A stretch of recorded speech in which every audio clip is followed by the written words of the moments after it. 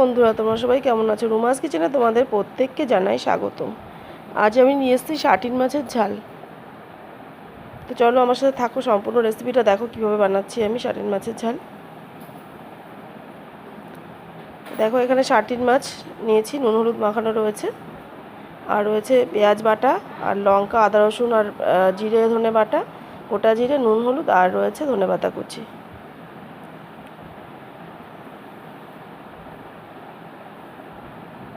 তো কড়াইতে তেল গরম বসিয়ে প্রথমে আমি মাছগুলো একে একে ভেজে নিচ্ছি।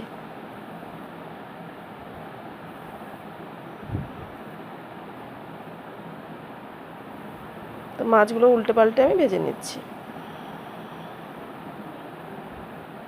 তো মাছগুলো ভাজা আমার হয়ে গেছে। এবার ওই তেলের উপরে আমি দিয়ে দিচ্ছি প্রথমে গোটা জিরে ফোড়ন, তারপর দিয়ে দিচ্ছি আমি মশলা পেস্টটা, মানে লঙ্কা আদা রসুন জিরে আর ধনে বাটাটা দিয়ে দিচ্ছি, আর সামান্য জল দিয়ে দিচ্ছি যাতে মশলাটা নিচে না লেগে না যায়। এবার দিয়ে দিচ্ছি নুন হলুদের মধ্যে।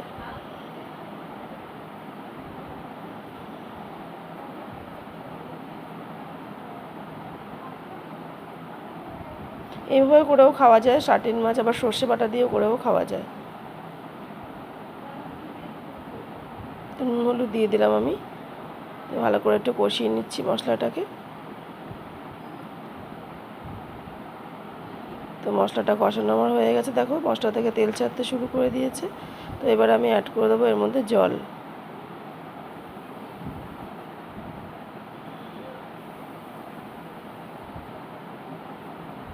এবার খুন্তি দিয়ে ভালো মতো নেড়ে চেড়ে নিচ্ছি মশলাটা। এবার আমি লিড চাপা দিয়ে এটাকে 2 মিনিটস ওয়েট করছি ঝোলটা ফোটার জন্য।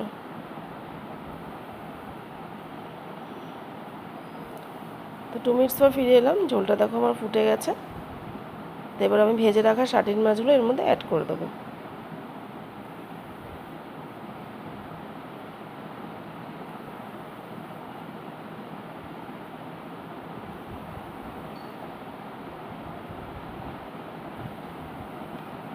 ভালো মতো মাছগুলোকে ঝোলের সাথে ডুবিয়ে নিচ্ছি আমি। এবার এর ওপর দিয়ে আমি দিয়ে দিচ্ছি পেঁয়াজ বাটা।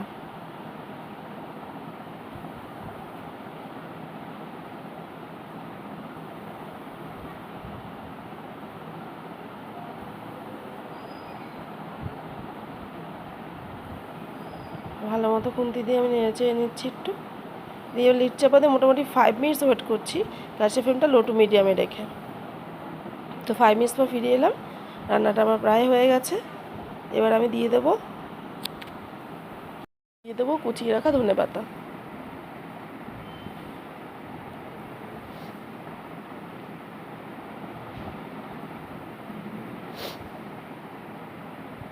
ভালো মতো খুন্তি দিয়ে নেড়েছে নিচে ধনে পাতাটা দিয়ে দিলাম। এবার লিড চাপা দিয়ে আরও 2 মিনিটস ওয়েট করছি।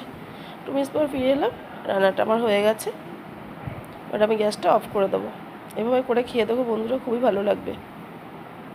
তৈরি হয়ে গেল আমার শার্টিন মাছের ঝাল।